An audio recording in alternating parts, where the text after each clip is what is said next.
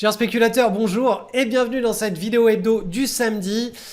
J'aimerais bien vous annoncer le signal haussier qu'on a sur l'or et que ce soit sur une crypto-monnaie.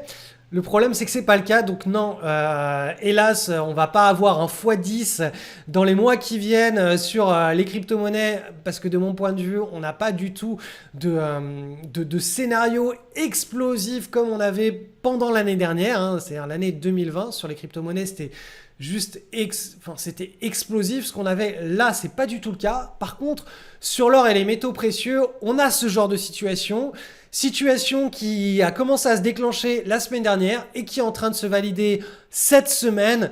Vraiment, pour tous ceux qui ne veulent voir que les crypto-monnaies, essayez de juste concevoir que quand vous faites de la spéculation, peu importe la classe d'actifs, que ce soit de l'or, que ce soit de la monnaie asiatique, des cryptos, quand on a une situation avec un potentiel hors du commun, il faut s'y intéresser. Et là, vraiment, je vous en conjure, mais regardez ce qui se passe sur l'or. C'est ce genre de pari qui est ce qu'on appelle un pari asymétrique, à savoir que si le pari se déroule bien, vous avez des multiples de ce que vous êtes prêt à perdre. S'il se déroule mal, eh bien vous perdez juste un tout petit multiple de ce que vous étiez prêt à gagner. Donc c'est comme ça que tout simplement on construit des portefeuilles, on construit des positions spéculatives et ça n'a rien à voir avec du jeu. Hein. Quand on n'est pas du tout sur du 50-50, on a beaucoup plus de probabilité déjà que le pari soit gagnant dans le sens où sur ce genre de pari, ça va très vite, on arrive très rapidement à neutraliser une position. C'est-à-dire que si le truc se dégonfle, au pire, on repart sans perte ni gain. C'est vraiment moins d'un tiers des positions, on se retrouve avec une perte sèche. Un tiers des positions, vous pouvez partir du principe qu'on sera avec une position flat sans perte ni gain, et un tiers du temps, on aura des vraies grosses asymétries, des gros accidents positifs. Donc regardez bien ce qui se passe sur l'or, parce que c'est typiquement le genre de choses que l'on aime mettre en portefeuille. C'est une classe d'actifs qui est complètement décorrélée des autres classes d'actifs, donc ça peut on peut très bien se retrouver avec l'or qui fait un x2 pendant que les marchés boursiers font un moins 50%. Si on a un contexte macroéconomique qui pousse vraiment dans les retranchements, les banques centrales et voilà les États, l'or est une assurance. L'assurance peut commencer à se déclencher et à se concrétiser en l'espace de quelques trimestres. Et j'espère que ça n'arrivera pas. Parce que j'ai pas envie que le système se retrouve un petit peu dans l'état de ce qu'il était en 2008.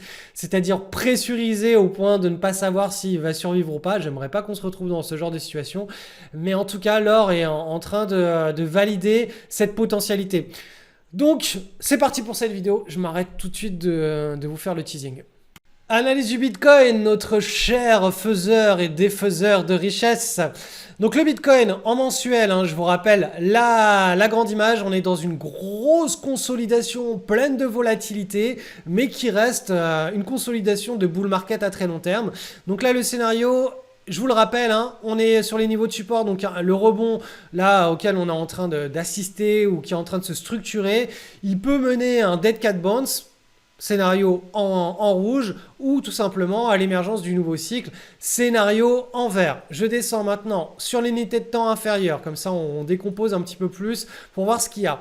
Alors, clairement là, on a un pivot qui vient de se mettre en place. Vous le voyez, on a une grande mèche. Là, cette semaine, on a baissé. Ça veut dire que là, on a un niveau qui est très... Je vous avais tracé les semaines précédentes le milieu de la table de ping-pong. Donc là, il y a le joueur ici, joueur A, joueur B. Il y avait le milieu et c'était le filet. Là, le filet s'est décalé. Il est ici. Donc, c'est le pivot. C'est là où les choses vont se jouer, de mon point de vue. Si on casse par le haut ce pivot, on va rentrer dans le scénario de nouveau cycle. Si on n'arrive pas à casser ce pivot et qu'on reste en dessous et que tout simplement le joueur A, là, le joueur du bas de la table, perd et que la balle part au sud, on aura le scénario du dead cat bounce. Donc vous voyez comment d'une grande unité de temps, on a grosso modo le scénario A, le scénario B, donc hausse ou baisse. On peut affiner tout simplement les niveaux d'intervention et les scénarios. Là, le petit pivot qui s'est mis en place au cours des 2 dernières semaines, il est extrêmement pertinent. Si vous vous rappelez, là, il s'est passé exactement la même chose. Donc, On avait ici un échec là, on est reparti vers le sud. Donc là, on avait un niveau de pivot ici qui s'est mis en place. Ensuite, à nouveau là, hop, on a un pivot qui s'est mis en place. Donc vous voyez, ce niveau, il a été décalé par le bas. On était sur des niveaux de support, donc bande de Bollinger inférieure en hebdomadaire. On a cassé le pivot par le haut. Donc là, tout simplement, ça signifiait potentiel retour, donc partie de ping-pong vers le nord. Donc hop, on est retourné vers le nord ici. Là, il y avait peut-être un bull market qui pouvait se remettre en place, mais compte tenu des niveaux de volatilité, c'était pas propre. La tasse et anse ici, tasse et anse n'était vraiment pas propre. Il n'y avait pas enfin voilà, je vous en avais déjà parlé. C'est pour ça que j'avais pas pris position sur le Bitcoin. Là, c'est pareil. On a le pivot là qui est mis en place. On pourra en avoir un autre plus bas. On verra. En tout cas, pour le moment, le niveau de référence pour qu'on assiste à un beau rebond en bonne grosse ligne droite, c'est celui-ci. Donc, restez très attentifs au cours des prochaines semaines à ce pivot-là. Si on a un nouveau pivot, je vous le mettrai en avant dans cette vidéo hebdo. En tout cas, pour le moment, le niveau à surveiller comme du lait sur le feu pour savoir si on va avoir un rebond puissant de plusieurs dizaines de pourcents sur le Bitcoin. Voilà, tac, plus 40%, c'est celui-ci. Et donc pour l'Ethereum, je ne vais pas faire compliqué, c'est exactement le même scénario que sur le Bitcoin. On a réussi à mettre en place un beau petit pivot. Si on vient à casser au-dessus du pivot, on ira chercher tout simplement la bande de Bollinger supérieure qui est bien entendu une zone de résistance. Voilà pour notre partie de ping-pong. Donc voilà le grand scénario à suivre au cours des prochaines semaines pour les cryptos, puisque l'Ethereum et le Bitcoin sont c'est eux qui drivent en gros le marché. C'est là où les liquidités s'investissent grosso modo, et c'est eux qui nous disent si ça se désinvestit ou si ça s'investit sur le marché des cryptos. Et pour le moment, on est quand même sur des phases où vous voyez, les bandes de Bollinger sont extrêmement écartées, que ce soit sur le Bitcoin ou l'Ethereum. Donc tout ce qui est trend following, donc les gros mouvements qu'on affectionne en particulier, je vais vous montrer ça sur l'or, c'est pas du tout au goût du jour. Là, c'est pour ceux qui veulent vraiment faire de la spéculation, c'est des mouvements intra-range qu'il faut jouer, des mouvements qui sont beaucoup plus volatiles et rapides. Sinon, tout simplement, il faut rester cash. Et moi, j'aime pas du tout les mouvements intra-range. Quoique là, vu les niveaux de volatilité, ça pourrait être jouable, mais voilà, c'est pas ma façon d'intervenir. Je préfère vraiment surfer des belles grosses tendances, des belles grandes vagues comme ça qui durent, qui sont claires, qui sont lisibles, qui durent plusieurs semaines, plusieurs mois, plusieurs trimestres, et sinon rester tout simplement cash. Ça m'évite de tirer dans tous les sens sur tout ce qui bouge, et de rester droit dans mes bottes, et d'être tout simplement d'avoir un niveau d'expertise qui soit bien au-dessus, mais sur un type de comportement des foules. Alors, notre petit chouchou pour l'année 2022, l'or est en train, comme je vous l'expliquais la semaine dernière, on était en train de faire une tentative de breakout. Ce breakout est en train de se valider cette semaine. Donc, pour tous ceux qui souhaitent faire de la prise de position directionnelle sur l'or, ça s'est passé simplement cette semaine. Et d'ailleurs, tant qu'on restera dans les niveaux autour du pivot, on n'est pas trop loin du pivot, ça reste de mon point de vue des zones de prise de position intéressantes pour accumuler de l'or. Après l'or, une fois qu'il aura pris plus 15%, s'il les prend, ça deviendra quand même un petit peu moins intéressant, même s'il y aura forcément des moments de pause avec des consolidations sur une unité de temps, non pas hebdomadaire, mais probablement en daily pour faire des petits swing trades. De mon point de vue, pour faire le gros swing trade, un petit peu comme ce qu'on avait fait sur le Bitcoin l'année dernière, le gros swing du gros mouvement, où on ne veut pas s'enquiquiner à faire des allers-retours dans tous les sens, c'est simple, on prend la grosse unité de temps sur laquelle le mouvement se lance, et puis on suit le trade sur cette grosse unité de temps sans regarder le bruit de marché des unités de temps inférieures. Donc de mon point de vue, la grosse unité de temps, c'est hebdomadaire, voire mensuel. On verra comment ça se structure en mensuel, mais s'il y a moyen de passer carrément sur du mensuel, ce sera encore mieux parce qu'on aura encore moins de bruit de marché, on pourra surfer le cycle de manière plus pérenne sur plus de temps, donc tous les mouvements de marché en hebdomadaire qui pourraient intervenir au cours de ce prochain cycle haussier, si on ne les perçoit pas parce qu'on observe simplement le graphe en mensuel, eh bien c'est tant mieux. Donc on peut tout simplement parce qu'on a moins de questions à se poser, il y a moins de bruit de marché. Donc affaire à suivre. En tout cas pour le moment, là vous le voyez hein, clairement, on a semaine précédente, cette semaine, on a cassé le triangle, on a cassé le pivot. Donc là on voit que les acheteurs ils en ont marre hein, de rester là sous ces niveaux, ils n'arrivent plus à en acheter à bon compte et donc ils seront obligés de commencer à faire des compromis, à acheter de plus en plus cher. Ce qui devrait, par effet de contagion, par effet de psychologie des foules, motiver le monde entier à commencer à raccumuler de l'or et notamment avec les taux d'intérêt négatifs, réels négatifs, qui sont en train de devenir quelque chose de conscient pour le monde entier. Vous savez, les taux d'intérêt négatifs, l'année dernière, il y a encore 6 mois, on parlait juste d'inflation, mais très peu de gens, personne ne parlait de cette notion de taux d'intérêt réel négatif. Et là, en l'espace de 2 mois, en l'espace d'1 mois, j'ai jamais vu autant de médias, de vidéos YouTube parler de cette notion de taux d'intérêt réel négatif, taux réel négatif. En 1 mois, il y a plein de petits champignons comme ça là. Et du coup, qu'est-ce que ça signifie? Ça signifie que dans l'inconscient collectif, ça devient quelque chose de beaucoup plus conscient. Et les gens sont en train de se dire, mais attends, c'est quoi cette histoire de taux d'intérêt réel négatif? Ok, donc en fait, ils sont en train d'augmenter les taux d'intérêt à la BCE et à la Fed, mais ce sera toujours en dessous du taux d'inflation. Du coup, on va se faire manger notre argent.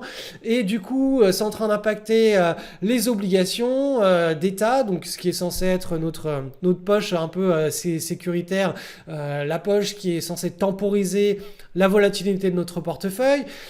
C'est en train d'impacter toutes les actions croissance qui, du coup, fonctionnent sur beaucoup d'endettement, mais comme l'endettement va leur coûter plus cher, elles vont être capables de faire de moins en moins de croissance. Du coup, ça va être un nouveau secteur, probablement les values qui vont revenir et les valeurs énergétiques qui vont revenir sur le devant de la scène. Du coup, comment est-ce que je dois restructurer tout mon patrimoine?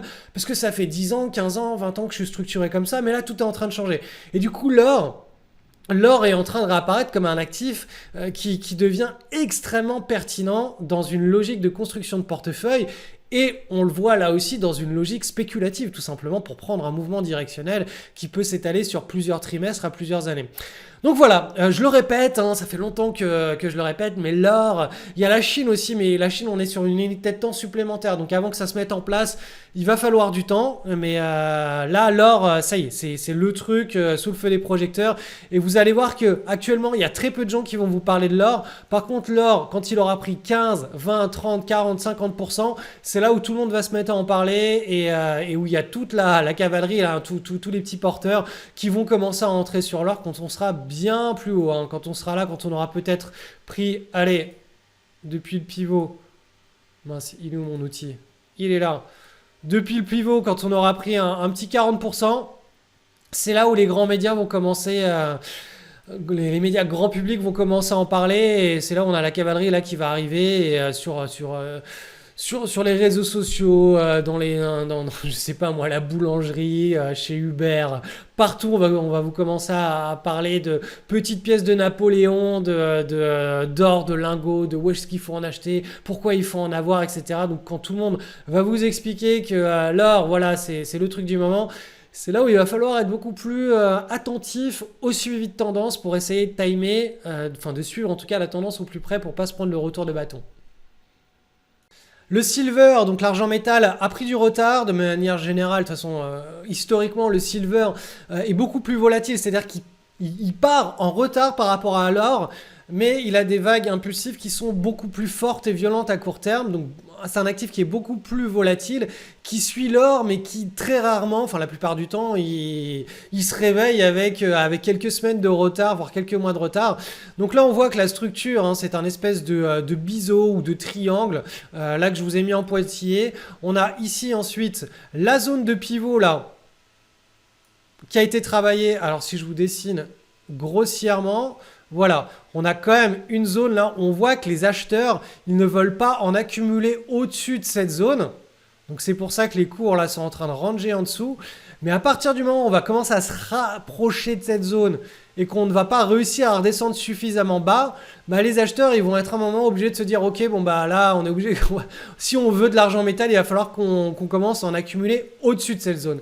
Et quand on aura le breakout, c'est là où on aura l'accélération et voilà tout simplement le mouvement impulsif sur l'argent métal. Donc ce n'est pas encore le cas, mais la structure chartiste qui est en train de se mettre en place, c'est une structure chartiste qui est très saine. Je vous rappelle que l'argent métal, hein, on est passé d'un bear market à une situation de large base. On s'est extrait de cette large base, pareil hein, pendant l'été 2020, tout comme l'or. Et là, on est en train tout simplement d'effectuer la première consolidation de ce nouveau cycle qui a débuté pendant l'été 2020. Non, l'or, c'était en l'été 2019. L'argent métal, été 2020. Donc, vous voyez, il y a eu quand même une année de retard sur l'argent métal par rapport à l'or. Donc on est sur le tout début du nouveau cycle. Hein. Donc là, le breakout là, qui pourrait se mettre en place au cours des prochaines semaines sur l'argent métal sera de mon point de vue un point d'entrée qui sera très pertinent et judicieux pour pouvoir s'exposer à un accident positif de richesse, donc une vague avec des multiples du risque qu'on est prêt à prendre sur ce pari. Donc voilà, affaire à suivre. En tout cas, l'argent métal, je vais le mettre aussi en watchlist. Hein, donc on va le suivre ensemble semaine après semaine au cours de ce qui s'apparente être un très beau cycle sur les métaux précieux. Analyse du SP500, je vous rappelle l'image globale long terme, donc on est sur du mensuel. Là, ici, hein, depuis janvier, bam, le plus haut du marché, là, on a tapé la résistance, on a fait une résistance. Février, donc là, on est dans une construction latérale de consolidation à plus long terme. Donc on est censé être parti pour l'année 2022 dans une période deux parties de ping-pong entre des acheteurs, des vendeurs. Vous voyez, la bande de Bollinger inférieure, là, en mensuel, va remonter mois après mois. La bande de Bollinger supérieure va descendre et puis on va assister à une partie de ping-pong. Donc ça, c'est des marchés qui risquent d'être volatiles, mouvementés. Pour autant, on n'est absolument pas parti dans un marché baissier. Pour autant, on est simplement en train de digérer toute cette hausse, la hausse after Covid, là, la folie acheteuse qu'on a vue. Et bien là, il faut la digérer. Donc, on va passer sur l'unité de temps inférieure en hebdomadaire. Et donc là, hop, cette semaine, donc d'ailleurs les 2 dernières semaines, hein, vous voyez, on a buté sur la petite résistance ici. On est en train de redescendre vers le support. Et puis là, ça va jouer. Donc, soit quand on arrivera sur le support, ça va rebondir et on pourra aller rechercher les nouveaux plus hauts. Mais encore une fois, on restera en mode partie de ping-pong. Soit on casse le support et puis on sera reparti pour un moins 10, moins 15% supplémentaire. Dans les deux cas, on reste dans une logique, comme je vous l'expliquais, de consolidation de marché avec plus ou moins de volatilité. Mais voilà, si je repasse en mensuel, vous voyez qu'en réalité, hein, la partie de ping-pong, soit elle va chercher la moyenne mobile à 20 mois ici et la bande de Bollinger inférieure que j'ai anticipé, hein, je vous ai dessiné en bleu, soit on reste sur les niveaux actuels, auquel cas on aura une volatilité qui sera beaucoup plus, la partie de ping-pong sera beaucoup plus serrée et on pourra analyser ça tout simplement en hebdomadaire entre la bande de Bollinger inférieure et la bande de Bollinger supérieure. Dans tous les cas, voilà, ce qu'il faut retenir, c'est qu'on est dans un sentiment de marché actuellement. On est à la correction consolidation. Donc, pour tous les spéculateurs de la communauté, on n'a pas besoin de savoir la direction du marché. On a juste besoin de savoir l'état de psychologie des intervenants actuellement. Et actuellement, le sentiment de marché est à la consolidation. Donc, tout simplement, on intervient en défense. Donc, si vous trouvez des opportunités, utilisez un money management qui est beaucoup plus défensif que ce qu'il était pendant toute la période d'ascension des marchés. C'est normal parce que vous aurez un taux de réussite qui sera inférieur à ce qu'il était pendant une jambe haussière de marché et l'espérance de gain sera elle aussi moins importante. Pourquoi ? Tout simplement, si vous prenez une position là actuellement et vous trouvez une belle pattern, mais que les indices se mettent à dévisser très fortement et à se prendre moins 10% supplémentaire, qu'est-ce qui va se passer ? Dans le meilleur des cas, vous avez réussi à neutraliser votre trade et donc ce sera un trade sans perte ni gain. Et dans le pire des cas, ce sera un trade perdant. Mais ça va être très difficile d'enregistrer un gros trade, un gros accident positif pendant une période de 2, 3, 4 semaines où les indices peuvent dévisser très fort d'un coup. Donc c'est pour ça que pendant ces périodes-là, on reste en défense.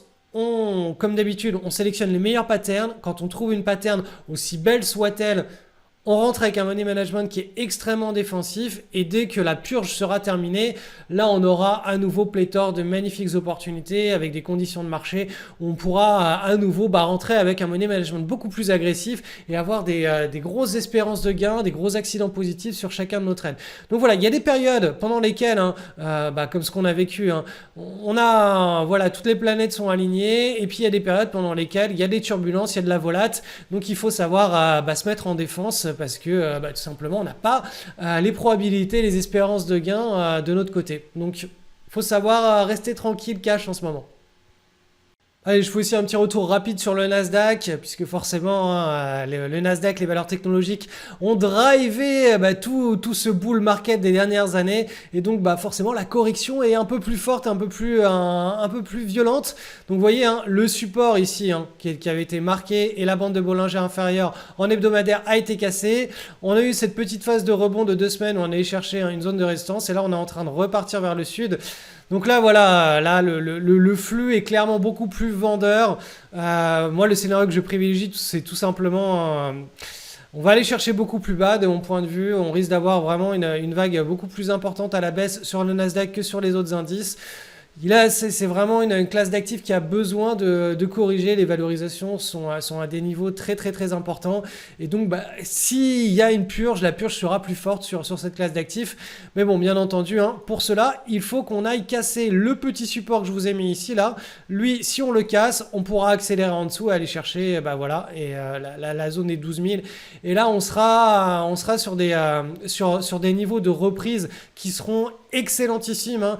C'est pour ça que ce serait bien que ça se passe en début d'année, comme ça là on a une grosse purge en début d'année et puis après on a entre guillemets le champ libre pour la deuxième partie de l'année 2022 avec un rebond puissant, certes un rebond intra-range dans un énorme range de volatilité, mais un rebond avec suffisamment de volatilité, c'est-à-dire voilà un rebond avec du plus 30-35% pour avoir des trades avec des belles grosses espérances de gains positifs sur plusieurs semaines à plusieurs mois.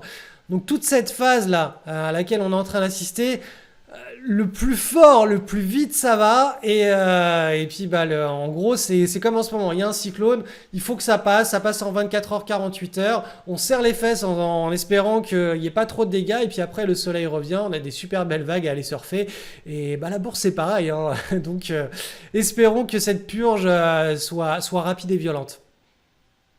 Dernière chose, il y a 2 semaines, j'ai fermé les inscriptions annuelles de mon programme Fast Track, qui est mon école version accélérée et rapide. J'étais relancé à nombreuses reprises par les retardataires qui m'ont dit « Est-ce que tu peux réouvrir ?» Enfin bref, j'ai pas eu le temps. Donc voilà, je fais une petite réouverture jusqu'à dimanche soir minuit du programme Fast Track. Donc je vous ai mis le lien en dessous. Si vous avez des questions, n'hésitez pas à m'envoyer un email. On a un petit groupe. Là voilà, les inscriptions sont fermées, mais je vais rouvrir ça juste pour 24 heures jusqu'à dimanche soir minuit. Et voilà, si vous voulez tout simplement apprendre à spéculer, à trouver vos propres actifs qui sont capables de décaler. Vous savez, je vous parle de l'or, mais il y a d'autres actifs qui sont dans des situations très très intéressantes. Il y a même des actions de certains secteurs. Il y a des matières premières agricoles qui sont dans des situations hors du commun et qui cette année vont très probablement décaler dans des proportions anormales. Si le marché des cryptos, pareil, se remet à décaler, au moins là, avec une approche structurée de la bourse et de la spéculation, vous saurez trouver et saisir ces opportunités. Et dans la deuxième partie de tout simplement le programme Fast Track, vous aurez un portefeuille passif et semi-passif qui vous permettra de quoi que fasse l'économie, que quoi que fasse votre spéculation, vous permettre d'avoir un patrimoine qui s'apprécie et qui ne soit pas investi sur forcément de l'immobilier avec tous les emmerdes que ça implique. Ça permet d'avoir de bien meilleures performances en étant totalement passif ou semi-passif et en ayant des rentabilités qui sont bien supérieures. Donc si vous voulez apprendre à faire tout ça avec moi, avec la team, en suivant les marchés semaine après semaine en privé avec une petite communauté, le lien est en description et je vais m'en occuper maintenant là, je réouvre les inscriptions au Fast Track jusqu'à dimanche soir minuit.